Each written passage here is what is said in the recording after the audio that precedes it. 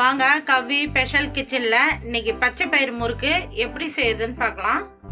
நான் 1 கிலோ பச்சை அரிசி எடுத்துக்கிறேன். மாவு அரிசி கழுவி அரிசிலெல்லாம் 2 முறை கழுவி வெயில்ல காய வச்சு வச்சுக்கிறேன்.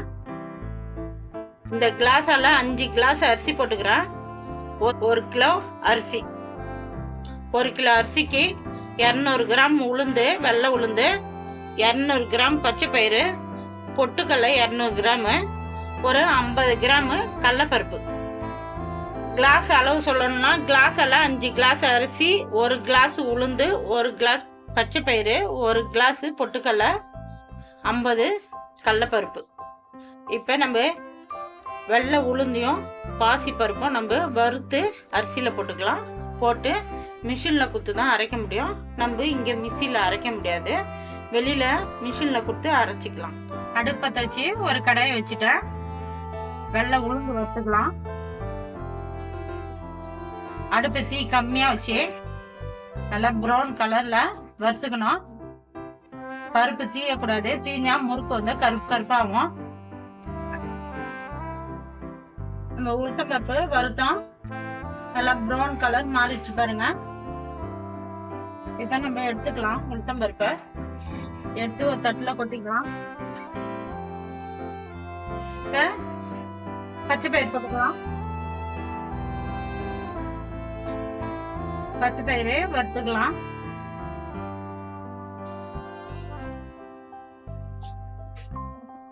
நம்ம பச்சை பயிர் வறுத்தோம், நல்லா வறுபட்டுச்சு, கலர் மாறி போயிருக்கு பாருங்க பச்சை பயிறு. இப்போ நம்ம பச்சை பயிறு எடுத்துக்கலாம். நம்ம பச்சை பயிறு உளுந்து வறுத்தோம், சூடு ஆறிச்சு. இப்போ நம்ம அரிசியில் கொட்டிக்கலாம்.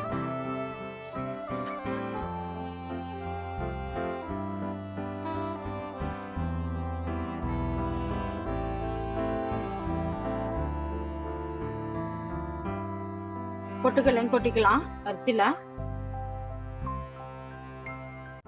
இப்போ உளுந்து நம்ம வறுத்து போட்டுக்கிறோம்.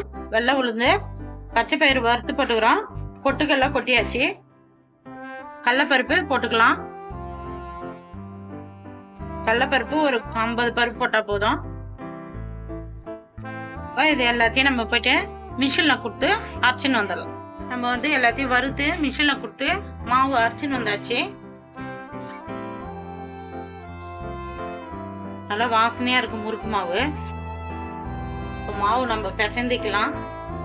நம்ம இப்போ எல்லா மாவுமே நம்ம பிசையல, இப்போ கொஞ்சம் மாவு மட்டும் நம்ம எடுத்து பிசைந்து முறுக்கு போட்டுக்கலாம். மீதி மாவு நம்மளுக்கு எப்போ தேவையோ அப்போ நம்ம போட்டுக்கலாம்.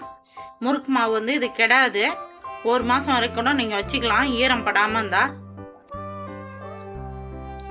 ஒரு பாத்திரத்தில் கொஞ்சமாக மாவு எடுத்து போட்டுக்கலாம். தேவையான அளவு உப்பு போட்டுக்கலாம். 1 டீஸ்பூனு ஓமம் போட்டுக்கலாம். ஓமம் வந்து அப்படியே போடக்கூடாது, கையில் நல்லா நிமிட்டிட்டு தான் போடணும், அப்போ தான் நல்லா வாசனையாக இருக்கும். ஓமம் பிடிக்காதுங்க, அவாய்ட் பண்ணிடலாம். எள்ளு ஒரு 3 டீஸ்பூன் போட்டுக்கலாம். நான் கருப்பு எள்ளு போடுறேன், நீங்கள் வெள்ளை எள்ளு கூட போட்டுக்கலாம்.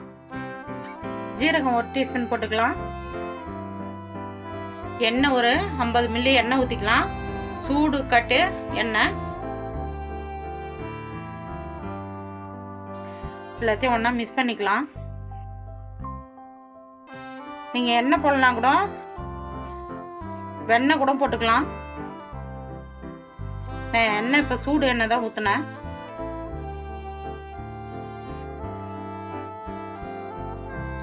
தண்ணி கொஞ்சம் கொஞ்சமாக தெளித்து நம்ம மாவு பிசைந்திக்கலாம்.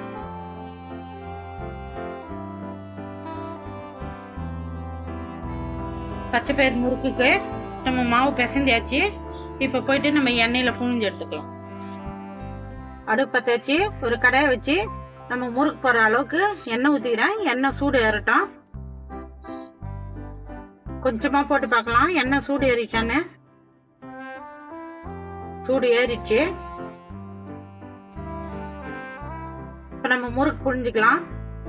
நான் இரும்பில் வச்சுக்கிறேன் முறுக்கு வச்சு. நம்ம இந்த அச்சில் தான் முறுக்கு போட போகிறோம். நான் அச்சிலெலாம் எண்ணெய் தடவிட்டேன்.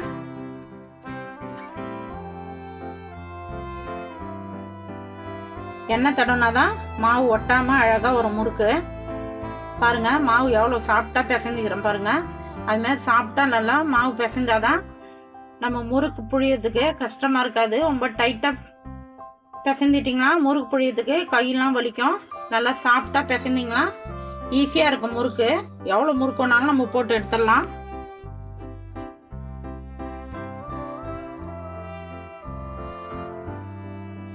நம்ம இந்த ஜல்லிக்கண்டையில் முறுக்கு புழிஞ்சு நம்ம எண்ணெயில் போட்டுக்கலாம்.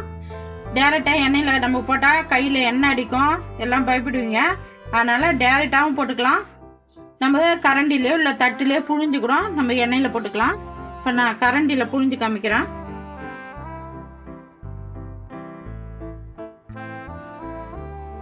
இப்போ எண்ணெயில் போட்டுக்கலாம்.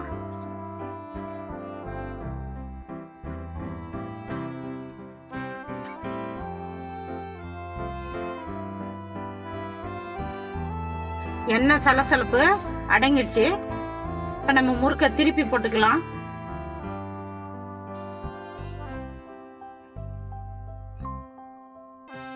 எண்ணெய் அந்த பபுள்ஸ் எல்லாம் குறைஞ்சிடுச்சுன்னா தான் முறுக்கு வெந்துடுச்சுன்னு அர்த்தம். இப்போ ஒரு பக்கம் அந்த பபுள்ஸ் எல்லாம் குறைஞ்சிடுச்சு. இப்போ ரெண்டாவது பக்கம் நம்ம திருப்பி போட்டுக்கலாம். எண்ணெய் சலசலப்புலாம் அடங்கிடுச்சு. இப்போ முறுக்கு நம்ம எடுத்துடலாம். நல்லா எண்ணெய் எடுத்துட்டு எடுத்துடுவோம்.